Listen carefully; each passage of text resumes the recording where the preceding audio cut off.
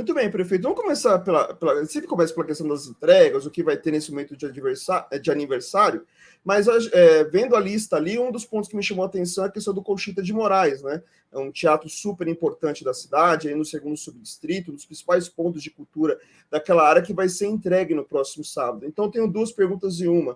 A primeira, o que pode se esperar desse novo espaço, podemos dizer assim, no Conchita de Moraes, e como ele pretende ser ocupado, não só, lógico, com atrações, com peças e tudo mais que podem acontecer por lá, mas no dia a dia ali para a comunidade, para aqueles que se interessam pela cultura. Carlos, primeiro que é um símbolo, né? Ano passado a gente entregou o Carlos Gomes, né? Um outro símbolo da cidade que foi resgatado. A gente está com o nosso Teatro Municipal com a reforma também em ritmo acelerado para entregar nesse segundo semestre. E agora, sábado, comemorando os nossos 470 anos da cidade, a gente resgata mais um símbolo que tem, além desse caráter especial de ser mais um produto, um símbolo da cidade, esse, de maneira mais especial, por ficar no segundo subdistrito, né, que recebe investimentos muito significativos da nossa gestão. É uma região da cidade que tinha um pouco de complexo de não receber investimentos, que a gente conseguiu, desde 2017, mudar esse sentimento. Então, o Conchita é um equipamento cultural que está há 9 anos fechado para público, né, e que a gente quer que volte a fazer parte da cena cultural regional e também receber, como você falou, peças de teatro, apresentações. Tem muita demanda para isso, principalmente pós-pandemia, e manter a tradição do Conchita. Você falou das atividades aí do dia a dia, também de ser escola formadores, em especial por teatro. Lá já tem atividades da Escola Livre de Teatro, a gente tem outros equipamentos de escolas livres na cidade, mas lá, sem dúvida, que vai ter uma somatória da agenda, né? A agenda vai estar aberta, vai ser administrado pela Secretaria de Cultura, mas sem dúvida que as escolas livres vão ter espaço lá, formação teatral, até porque no passado o Conchita, além de receber apresentações de rock, né, chegou a ser um ponto dos roqueiros aqui da região do ABC, isso bem lá atrás, foi palco de muitas apresentações de escola de teatro amador. Então já tem essa característica que a gente quer para a formação aí de artistas, que a gente quer retomar. Mas, sem dúvida nenhuma, que é uma grande entrega, uma entrega muito simbólica. Temos outras, né? A gente tem o Vem Maria, que é um equipamento de proteção das mulheres. Nós temos a nova sede do GOI, que é o Grupo de Operações Especiais da Polícia Civil. A gente tem ampliação no Sabina. A gente tem início de obras importantes, como a Casa da Palavra e o Museu. 2 novas unidades de saúde no Jardim Ana Maria e no Maré, que a gente começa a obra. Então, tem muita coisa legal, além da agenda cultural, da agenda esportiva, né, que está aí no site www.santoandré 470 anos, 470 número, né, 470.com.br. Ali você consegue diariamente, nós temos mais de 100 atividades na cidade, né, na semana 14, 15, 16, vamos ter a Feira da Fraternidade. Então, tem muitos shows, muitas apresentações para a gente celebrar esses 470 anos. Eu comecei até pela questão de cultura, não só porque eu considero também, lógico, muito importante a questão cultural, né? Mas na semana passada, quando nós noticiamos a questão do Festival do Cambuci em Paranapiacaba, o que choveu de like, gente comentando, não foi escrito, ou seja, está todo mundo ávido mesmo por ter atividades culturais. Acho que esse ano de 2023 é um pouquinho mais completo, né, do que no ano passado, né, em relação a essa questão de cultura. Né? E a gente conseguiu, Carlos, atingir uma meta que é cumprir aquele percentual aplicado na cultura. Né? Com esses equipamentos, a gente atinge a meta do Plano Municipal de Cultura pela primeira vez. Né? A gente tem investimentos significativos na cultura da cidade e a cena cultural vai estar muito bem representada com esses equipamentos, que são os 3 teatros. Né? O Cine Teatro de Variedades Carlos Gomes, o nosso Teatro Municipal, que volta no segundo semestre, modernizado, apto a receber também grandes espetáculos, e a partir de sábado a gente já inaugura e já abre uma agenda de apresentações no próprio sábado. Já vamos ter uma agenda aí bastante intensa lá no nosso Conchita de Moraes. Muito bem, seguindo aqui na lista, vou aproveitar que o senhor falou do Vem Maria, né? E é sempre um desafio muito grande aqui na nossa região, por mais que, de certo modo, ela seja vanguarda, tenha a vanguarda de ajuda aí às mulheres e tudo mais, principalmente aquelas que estão em situação de violência, mas infelizmente, né, o desafio continua sendo grande, né? Para tentar abraçar todo mundo, né? Tem as casas-abrigo, que já fazem um grande trabalho, mas sempre tem essa tentativa de ampliar um pouco esse leque. No caso de Santo André, além do Vem Maria, tem algum plano a mais para tentar abraçar um pouco mais dentro das possibilidades da prefeitura? E até uma segunda pergunta, né? Porque recentemente, conversando com a Paty Ferreira, que até então era prefeita em exercício de Diadema, ela falava de buscar com o governo federal algum financiamento para a instalação de uma Casa da Mulher Brasileira, né? Que é uma ação do governo federal. Santo André tem algum plano, alguma ação voltada para isso junto ao governo federal?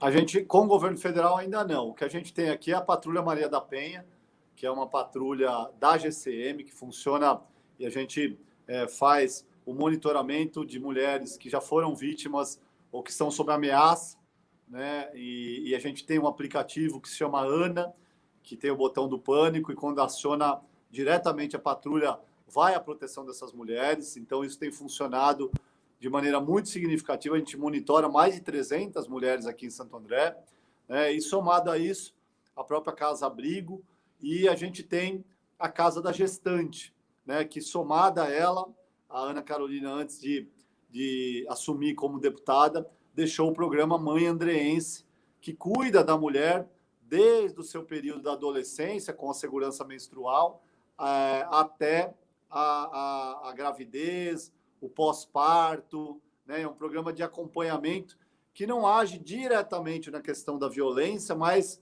é um programa que age na precaução a essa própria violência, porque a mulher é orientada, ela é cuidada, ela é monitorada, e aí a gente pode evitar que notícias tristes, como lamentavelmente às vezes a gente vê de agressões e até de feminicídio, né, por todo o estado de São Paulo, que deixem de acontecer, né? A gente tem também um pedido muito forte, e hoje, coincidentemente, o presidente Lula acabou sancionando a lei, tornando todas as delegacias da mulher 24 horas. A gente trouxe a delegacia da mulher para Santo André, na sede aqui na Rua Laura, né, um novo equipamento, mas ela ainda não é 24 horas, nenhuma no ABC, na verdade, é 24 horas, e a gente já fez esse pedido para o governador transformar as nossas delegacias da mulher em 24 horas. Então, tem o atendimento virtual, tem a Patrulha Maria da Penha, mas quanto mais a gente ampliar essa rede protetora, mais segurança, mais qualidade de vida a gente dá para as mulheres. Até porque é uma questão, acho que a prefeitura, o poder dela está nessa questão da prevenção, né? Mas não só no acolhimento, porque o acolhimento é depois que a situação Que ruim já aconteceu, aconteceu, né? Exatamente. Então, esse acompanhamento do Mãe Andreense, que começa na adolescência, é um programa importante, né? Que a gente temos lá o equipamento, que é o Hospital da Mulher, que está sendo também modernizado, reformado, para a gente justamente atender uma quantidade ainda maior de mulheres aqui em Santo André, para a gente poder seguir, acompanhar de perto a vida delas, para que elas não sejam vítimas de violência, além, óbvio, do cuidado com a saúde, de uma boa gestação, depois de um bom pré-natal, e depois cuidar também dessa criança, né, que é o andreense do futuro, que a gente também quer cuidar.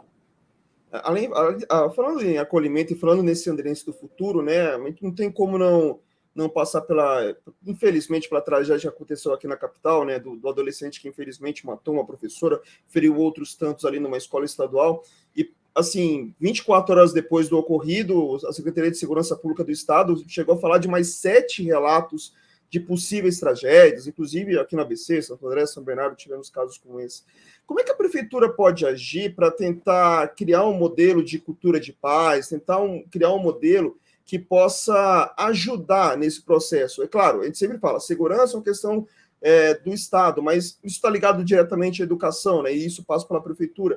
Dá para imaginar um modelo que a prefeitura possa entender ali que seja o melhor para fazer esse acolhimento e evitar possíveis tragédias, como infelizmente aconteceu em São Paulo recentemente?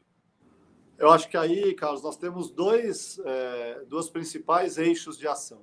Primeiro é nessa prevenção, mas na área da segurança mesmo. Nós estamos monitorando, tem câmeras, vocês estão vendo aqui atrás, ó, que são imagens do COI. Nós triplicamos o número de câmeras na cidade e as nossas escolas todas são monitoradas assim como as unidades de saúde. Né? Nós estamos chegando em 100% da rede. Esse monitoramento, de alguma forma, ajuda a evitar, né, alguma atitude suspeita, mas não é suficiente porque a ação é muito rápida. Né? Então, até que a gente também consiga ver na imagem e atuar, pode ser que já seja tarde demais, como aconteceu lá na capital. Então, o grande trabalho, que é um trabalho de muito mais continuidade, de paciência, de mudança de cultura, como você colocou, é o trabalho de aproximar as famílias da escola. A gente tem aqui na cidade priorizado a questão da qualidade da educação, né? A gente instituiu aula de robótica, a gente instituiu o segundo idioma, a gente instituiu o uso da tecnologia através de mais de 20 mil tablets distribuídos para os nossos alunos. Nós temos uma merenda de qualidade, estrutura das escolas municipais são muito reconhecidas pelos pais, e aí a gente passa para um próximo passo, que é envolver cada vez mais as famílias. Né? E aí, eu como pai também, posso aqui dizer que se torna, para evitar esse tipo de tragédia, se torna muito importante que pais e mães acompanhem o desenvolvimento dos filhos de perto. E se tiver algum problema, que já faça um relato à diretora, à professora, porque a escola, ela não educa diretamente, mas ela é, sem dúvida nenhuma, um local que o aluno passa grande parte, o jovem, a criança, passa grande parte do seu tempo, desenvolve laços afetivos, amizades, né, passa a ter vínculos. E aí, se a gente tiver toda a informação desse aluno, a gente pode conduzir através de assistências sociais, através de educadores também, para minimizar esses processos que muitas vezes estão ligados a frustrações e que essas frustrações acabam explodindo através desses atos violentos que a gente tem visto. Então, é uma questão, sim, de família, de formação, de acompanhamento dos filhos e filhas, né? De envolvimento das famílias nesse desenvolvimento das crianças. E hoje, com a tecnologia, com tanta informação que a gente está sujeito, muitas vezes esse ponto é esquecido, né? Fica cada um ali, às vezes, no seu celular, no seu tablet, assistindo TV, e a família deixa de se falar, deixa de jantar junto, deixa de almoçar junto, deixa de, no final de semana, compartilhar aquilo que viveu na escola no dia a dia. E a gente está pensando de fazer, através da comunidade escolar, essa aproximação das famílias, não só falando da questão pedagógica, que era a nossa principal prioridade, né, por conta da recuperação desses alunos no pós-pandemia, de implementar, como eu disse, essas ferramentas tecnológicas, de melhorar o nosso IDEB, melhorar a qualidade do nosso aluno. Agora surge também essa preocupação em envolver mais as famílias. Então, acredito que essa construção da cultura de paz seja mais por aí, né? A gente vê que, via de regra, esses alunos têm algum processo ou de frustração, ou ali dentro da escola de problemas, de bullying, e que aí acabam... E não é questão só de estrutura e de investimento, isso que é importante, porque se fosse assim nos Estados Unidos não aconteceria. Né? Os Estados Unidos é um país organizado, rico, com a qualidade de vida, com o IDH um dos mais altos do mundo, é um país de primeiríssimo mundo, e a gente vê também episódios lamentáveis, e lá, como tem muita questão da arma de fogo, os episódios são até mais graves, né? Porque com arma de fogo o potencial de uma tragédia é muito maior, a gente vê que isso acontece lá. Então, eu acredito que a solução, ou pelo menos minimizar esses problemas, estejam ligados diretamente a essa proximidade, de criar laços mesmo, da comunidade escolar com toda a família e dar atenção para nossas crianças, cuidar efetivamente das nossas crianças, não só no período que elas estão nas escolas, mas gerar isso dentro de casa, né? Dentro desses lares, isso é muito importante. O doutor Ariel de Castro Alves, né, que é o secretário nacional da criança e do adolescente, a gente entrevistou ele hoje à tarde, ele foi na mesma linha, né, que tem que investir muito na educação no geral, mas investir nessa aproximação das crianças, né, conversar com elas, entender o que está acontecendo para tentar mediar da melhor forma possível, porque não tem outra maneira. Né? O menor sinal, Carlos, de uma frustração, tem que relatar. Nós temos que cuidar. Nós temos equipe para isso, né? Nós temos assistente social, nós temos psicólogo, né? Porque o aluno, ele às vezes precisa de um carinho, ele precisa ser ouvido, né? Para que isso não dentro dele não vire um problema que parece insolúvel e que aí ele materialize toda essa frustração, esse ódio, qualquer que seja o termo, como aconteceu em São Paulo naquela tragédia que acabou vitimando uma professora. Então, a gente fala isso não só como prefeito, como ser humano mesmo, como pai de família, como cidadão, porque é a sociedade que a gente quer construir. Né? Uma sociedade, como você bem usou, com uma cultura de paz, de resolver os problemas, de enfrentar, mas de viver, né? De viver cada vez mais em sociedade. E nos mais diversos pontos, né? Convenhamos as imagens da semana passada de uma menina autista que sofreu bullying numa escola, não vou lembrar exatamente o estado, mas acabou viralizando, que também é um problema. Por coincidência, perto do dia de conscientização do autismo, inclusive teve a caminhada em Santo André, imagino que muitos aí na caminhada devem ter comentado no mínimo sobre esse assunto, né? Sobre esse processo, né? Que também acaba envolvendo essa questão do acolhimento dentro da escola, né? De entender essas diferenças, e no caso entender uma menina que tem autismo, lógico, ela não queria ter autismo, nunca pediu para isso, mas que deve ser acolhida tanto quanto os demais, né? Assim, nessa questão da educação inclusiva, né, desse transtorno que é o autismo, a gente vai evoluir bastante. Eu ouvi muitos pais e mães aqui, tinha mais de 1.000 pessoas aqui na caminhada, e a gente ouviu do dia a dia deles, né? E a gente, como política pública, precisa evoluir.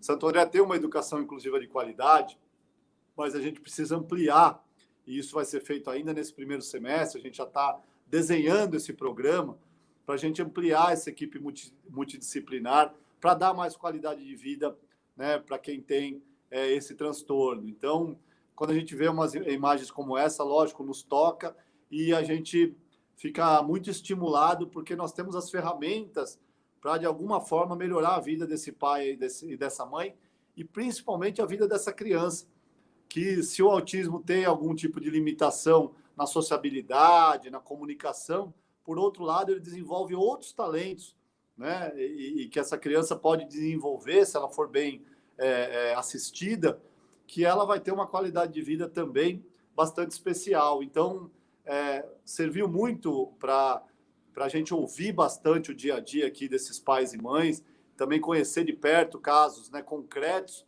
das dificuldades que ele tem, não só no poder público, no privado também, viu, Carlos? Que aqui é bom a gente registrar, e que a sociedade, de uma forma geral, acaba não estando, né, amadurecida ainda o suficiente para entender, né, o que representa esse tipo de deficiência. Então, a gente está muito atento a isso, faz parte da educação inclusiva, a gente quer ampliar esse leque para trazer essa sociedade cada vez com mais tolerância, cada vez com mais acolhimento, cada vez com mais respeito ao próximo, cada vez com mais paz, né? Cada um dentro das suas limitações. Todos nós temos algum tipo de limitação, todos nós, né? E se a gente respeita um ao outro e adequa também a nossa realidade para o outro ter aquela qualidade de vida, a gente vai construir, não tenho dúvida, um mundo cada vez melhor. A gente fala a palavra acolhimento para determinados grupos, mas realmente é um acolhimento para todo mundo. Realmente a gente está precisando muito disso. Ainda, só para fechar também esse âmbito, eu queria perguntar sobre outros dois grupos, né? Em relação aos moradores em situação de rua, se já tem algum planejamento para essa época de frio, apesar que já estamos no outono, mas nem parece que estamos no outono, né? Ainda está bem cara de verão. Mas lógico, imagina se vai ser um frio pesado, até levando mudanças climáticas e tudo mais. E também o grupo do LGBTQIA+, também tem algum plano de acolhimento maior também para esse grupo? A gente deve lançar em breve as campanhas. O nosso consultório de rua, a abordagem de dependentes químicos e pessoas em situação de rua já foi premiada por 2 vezes, né? Então, é um programa muito reconhecido. A gente está ampliando esses programas de abordagem. É um desafio hoje para as grandes cidades, né? Não só para a capital, onde a gente vê essas notícias recorrentes, né? Hoje, da concentração que tem também de usuários de droga, de pessoas em situação de rua por toda a cidade, em especial lá na Cracolândia.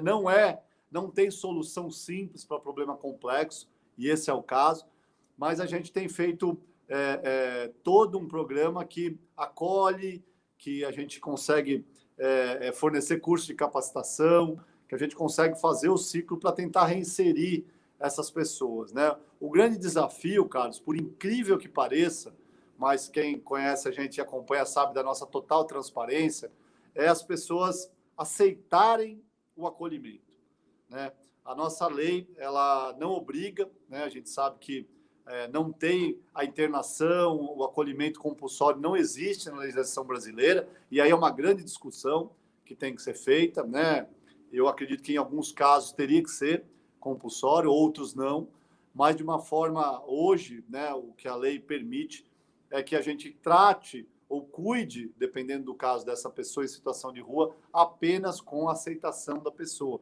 E muitos deles não aceitam o acolhimento para não se sujeitar a regras de banho, de alimentação, de dormir, né? Que esse falso sentimento de liberdade, e eu estou falando aqui porque já ouvi relatos, né, das pessoas que vivem na rua, as pessoas não têm disposição de estarem sujeitos a essa reinserção social. Então, esse é um grande desafio. Santo André tem condição hoje de acolher mais pessoas do que estão acolhidas, né? E a gente sabe que tem uma população de rua hoje. E por que não acolhe? Porque a gente tem um trabalho também de convencimento dessas pessoas, de reintrodução, muitas vezes devagar, com muita paciência, né, para que elas voltem à sociedade e sejam reinseridas. Então, temos muitos planos, sim. Para o inverno vem a campanha da agasalho, doação, esse acolhimento passa a ter uma outra característica, mas o que a gente quer é reinserir, né? O que a gente quer é que essas pessoas voltem à sociedade com plenitude. E no caso da comunidade LGBTQIA+, tem algum planejamento, algum plano, ou algum Sim, avanço? também através da comissão, a gente faz o mesmo tipo de acolhimento, né? De maneira especial. A gente tem centros de acolhimento específicos para GLBTQIA+, para fazer também essa inclusão, para que não seja alvo de nenhum tipo de preconceito, de violência, né? Santo André, eu tenho muito orgulho assim, de ter nascido aqui, porque Santo André é uma cidade acolhedora, e a gente espalha esse sentimento de respeito, né, para toda a sociedade. Claro que nós estamos sujeitos, como todas as grandes cidades estão, a atos aí fora desse princípio de respeitar a todos. Mas, de uma forma geral, como política pública, a gente tem políticas voltadas a isso dentro desse mesmo conceito de acolhimento. Muito bem, prefeito. Vamos para a área de saúde, né? Até na última entrevista, se não me engano, em janeiro, a gente falava sobre esse assunto, o que poderia ser pedido para o governo federal, né? E aconteceu o encontro da Frente Nacional dos Prefeitos em Brasília, depois, na semana seguinte, teve a marcha aí dos prefeitos a Brasília, que muitos aproveitaram para tratar do mesmo tema.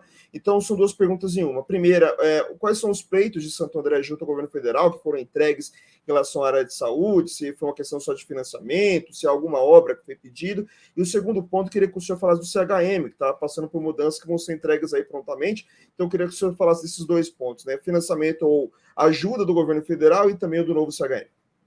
Hoje, a gente tem, em reformas, além do CHM, nós temos a modernização da Unidade de Saúde do Capoava, Cidade de São Jorge e Vila Guilmar. Vamos dar início agora, no mês de abril, do Marec e do Jardim Ana Maria. E o CHM, que está sendo completamente modernizado. A gente vai ter um novo hospital a partir do segundo semestre. Além disso, nós estamos construindo o novo hospital de retaguarda da Vila Luzita, que é o Hospital do Idoso. E aí, essas nossas conversas em Brasília, teve dois pontos, né? Primeiro, ampliar o nosso financiamento das UPAs, para a gente ampliar o pronto atendimento, urgência e emergência. Parte das nossas UPAs são custeadas pelo governo federal, mas a gente está buscando ampliar, né? Capacitando a nossa equipe, aumentando a cobertura do programa de saúde da família, para aí a gente poder receber mais recursos do governo federal. E discutimos a questão do futuro hospital da Vila Luzita. A obra a gente já tem recurso, mas depois para o custeio. Como a gente pode discutir serviços lá específicos do governo federal, a gente iniciou esse debate. O hospital fica pronto no segundo semestre do ano que vem e a gente quer contar com o governo federal também para trazer para esse hospital mais serviços de saúde. Lembrando que a saúde é uma política pública tripartite, parte municipal, parte estadual e parte do governo federal, e a gente está ampliando aqui em Santo André esses equipamentos. E no caso, tanto o governo do estado, o governo federal, também foi debatido alguma coisa sobre a questão das filas, né? Porque a gente já avisou, né, milhares de vezes, a pandemia acabou deixando uma série de problemas, entre eles as filas de exames que não conseguiram ser feitos, claro, porque a gente tinha que se proteger houve Exato. Uma nova prioridade. Teve algum avanço também nessa questão de financiamento para tentar acelerar esse processo e zerar de novo a fila? A gente tem feito os mutirões praticamente a cada 15 dias. A última semana a gente fez 2.000 de ortopedia, e a gente quer reduzir até o meio do ano, até o 30 de junho, né, o primeiro semestre, a gente quer fazer com que as filas não ultrapassem 30 dias de espera, que era o índice que nós tínhamos no final de 2019, com o programa Saúde Fila Zero. Você lembra no começo do governo que a gente até trocou imposto atrasado por procedimentos, né, por consulta, por exame, através na rede particular. Então, foi um programa que começou com a rede particular e que depois a gente anexou na própria rede pública. Hoje a gente faz dentro dos nossos equipamentos, mas a gente vai fazer tudo com recurso próprio, né? Não tem um programa, a não ser que lancem um programa, mas não existe ainda uma linha de financiamento específica para isso. Ah, perfeito. É que a gente vê também o governo federal falando muito sobre esse assunto, só que tá aquela coisa, né? Do governo federal ainda tá todo mundo parece se acertando ainda com a administração, teve o né? anúncio, mas ainda não abriu linha de crédito, credenciamento. É óbvio que quando abrir o credenciamento, Santo André vai estar lá, porque a gente tem muitas especialidades e muitas, inclusive, cabe ao Estado, né? E também ao governo federal, e a gente vai credenciar, mas ainda não está em operação. Os mutirões, eles são custeados pelo município. A gente tem feito e a gente vai chegar nessa meta de até junho. A gente não tem nenhuma especialidade da cidade mais de 30 dias de espera. Esse é o nosso objetivo.